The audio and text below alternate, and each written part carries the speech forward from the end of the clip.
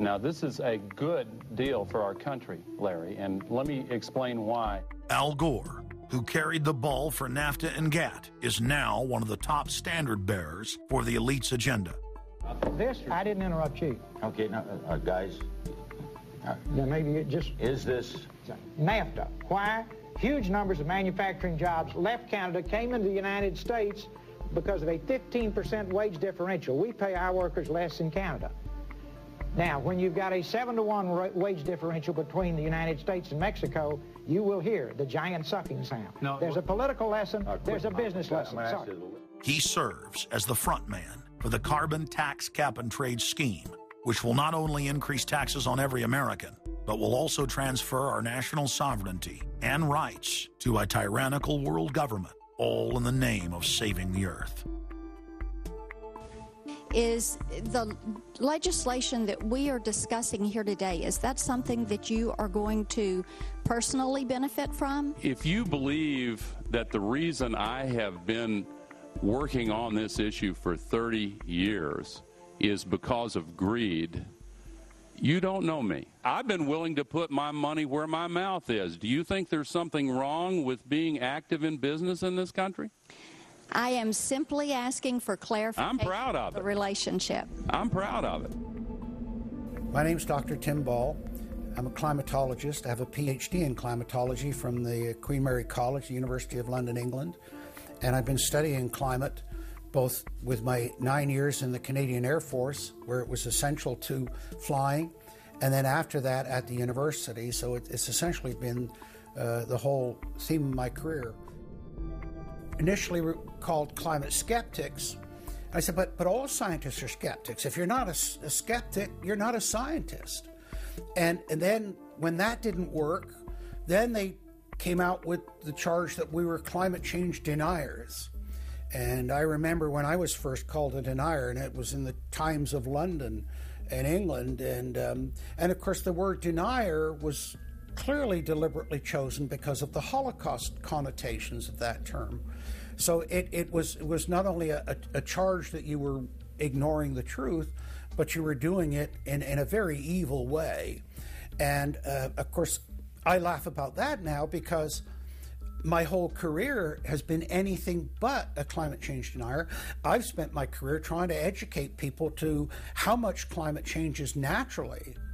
So I'm anything but a denier, but of course that is part of the politics. Under the Nazis, there was something called race science. They had a lunatic theory of eugenics, the Aryan heritage, and all the rest of this. Absolute crackpot pseudoscience. There was no empirical measure or empirical test for the validity of those theories. They simply asserted them, and if you were a professor who stood up to them, then the Gestapo would come and take you away. We are perilously close to such a situation right now. Any academic, any other figure standing up to say the global warming theory of Al Gore is a piece of crackpot nonsense is in danger. You'd be fired from a government job, and in many universities, your job would be in danger. And of course, it's also part of what's called ad hominem, that if you can't defeat the person's argument rationally, you start attacking the person. And we see that with these terms, and we see it with Al Gore calling them flat earthers. Congressman, you began by denying that there is a consensus on the science. There is a consensus on the science. Well, you mustn't have been listening to our testimony that we've had for the last few days with dozens of experts that have come in who have given completely different views. Well, I would encourage you to go back and look at the testimony this committee's heard. There are people who still believe that the moon landing was staged on a movie lot in Arizona. And neither of us are one of those. And I know you like giving those cute anecdotes. This is not a cutesy issue. We're talking about something that can export millions of jobs out of our economy, out of our country. Richard Lindzen, an MIT professor of atmospheric physics, said it many years ago when he said the consensus was reached before the research had even begun. And then scientists like myself that stood up and said, hold on a minute, I got problems with it. Oh, paid by the oil companies. Don't trust that guy. What the international scientific community is saying is correct. There is no legitimate basis for denying it. Now, you hear the consensus argument. Well, the majority of scientists. What they're always talking about is, and originally the IPCC was about 3,600 scientists, it's now down to 2,500. That's the people they're talking about. But when you look at it, most of them are bureaucrats. They're not scientists at all. And very, very few of them are actual climate experts. Now, the consequences of that, and whether that's because of man-made CO2, I think are debatable. If CO2 is not causing the climate change, what is? What are the major driving factors? And so they're essentially the ones that are left out by the Intergovernmental Panel on Climate Change.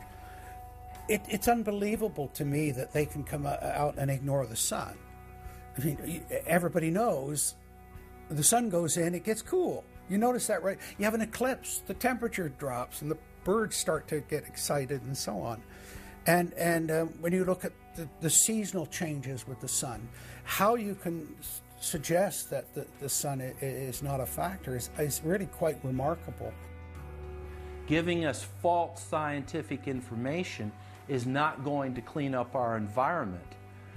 Speaking with a lot of promises and innuendo is not going to help clean up our environment.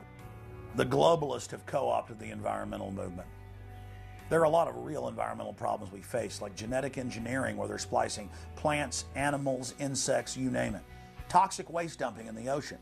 No one wants to breathe bad air or drink toxic water. But the global carbon tax has nothing to do with that. It's a tax literally on breathing. Go out on the street or talk to your friends, your neighbors. Ask them, hey, should we ban dihydrogen monoxide? It's bad for the environment. The average person will sign your petition calling for the banning of water. That's right. Dihydrogen monoxide is water. It's the same thing with table salt, sodium chloride. And that's exactly what the establishment is doing with carbon dioxide. Ooh, dioxide. It has this scary sounding name. But the truth is, it's one of the 4 elements of life on this planet. Oxygen, carbon dioxide, water, and sunlight. And if the establishment can tax and list as a toxic waste one of those basic 4 building blocks of life, carbon dioxide, they can regulate and control every facet of our lives and shut down any businesses that aren't part of their New World Order. The idea that carbon is a pollutant is essentially a way of saying that humanity is a disease or a cancer that ought to be wiped out. Genocide. People have argued in this environmental coterie around Obama, around Holdren, the theoretician of de-development, who is now the science advisor of the White House, really the anti-science advisor. They've argued that babies are carbon monsters, carbon machines, and that every time you breathe out carbon dioxide, you're part of the pollution of the planet. This is an absolutely anti-human doctrine. They use the environmental movement to promote their real agenda, which is globalization and federalization and power. The advisor to Gordon Brown wants to exterminate 1/2 of the population of the British Isles. Now, that's something Hitler might have tried to do, or Stalin. They didn't succeed. Will Gordon Brown do it? You can read this in the statements of these lunatics, radical environmentalists, fanatical Malthusians, tree huggers, whatever you want to call them. This is an ideology of genocide which can be documented exhaustively, ad nauseum, out of their own statements.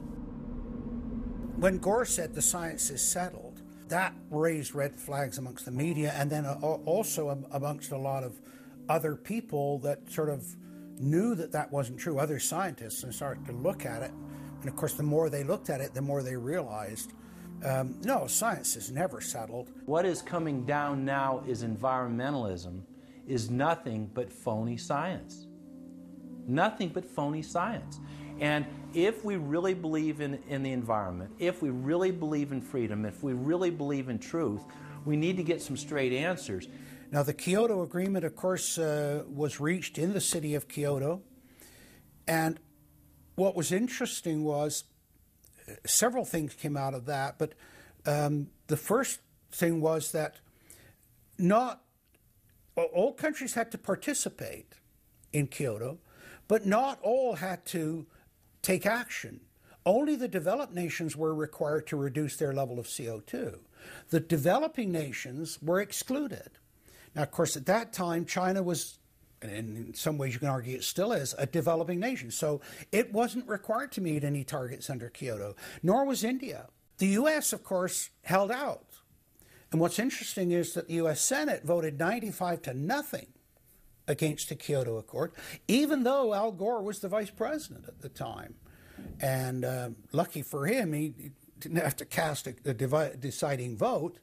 But so it was 95-0 against it, because the U.S. Senate saw, no, this is a socialist distribution of wealth. This is going to cost jobs and economy, and so they scrapped it completely.